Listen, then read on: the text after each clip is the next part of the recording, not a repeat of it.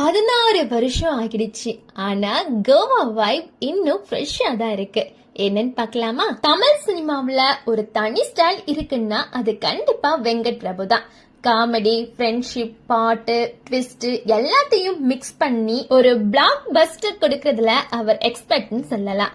சென்னை 28ல ஆரம்பிச்ச அந்த journey Goa, Saroja, Mankatha, Chennai 28 part 2ன்னு போய்கிட்டே இருக்கு. சமீபத்துல கோட் வரைக்கும் வந்து நிக்குது.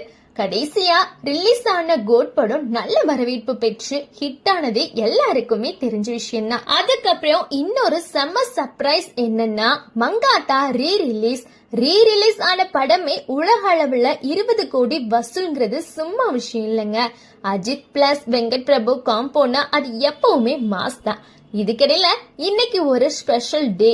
வெங்கட் பிரபுவோட கோவா படம் ரிலீஸ் ஆகி சரியா 16 வருஷம் ஆகிடுச்சு. டைம் பறக்குதுன்னா இதுதான். அந்த டைம் வந்தப்போ ஃப்ரெஷ்ஷா ஃபீல் கொடுத்துடுச்சு. சாங்ஸ், காமெடி, அந்த கேர் ஃப்ரீ வைப் இப்பவும் நினைச்சாலே நல்லாவே இருக்கும். அதனாலதான் இன்னைக்கு சோசியல் மீடியால முழுக்க ரசிகர்கள் கோவாவை கொண்டாடிட்டு இருக்காங்க. இப்ப அதோட வசூல் பத்தியும் ஒரு தகவல் வந்திருக்கு. அந்த காலத்திலே கோவா படம் உலக அளவுல சுமார் 7 கோடி முதல் 8 கோடி வரை வசூல் செஞ்சிருக்குன்னு சொல்றாங்க. அந்த டைமுக்கு அது டீசென்டான கலெக்ஷன் தான். மொத்தத்துல சொல்லணும்னா வெங்கட் பிரபு படம் அப்படின்னாலே என்டர்டெயின்மெண்ட் கேரண்டட் அப்படின்ற மாதிரி தான் இருக்கும். கோவா மாதிரி படங்கள் தான் அவரை ரசிகர்களுடைய மனசுல இன்னைக்கும் ஸ்பெஷலா வச்சிருக்குதுன்னு சொல்லலாம். நன்றி, வணக்கம்.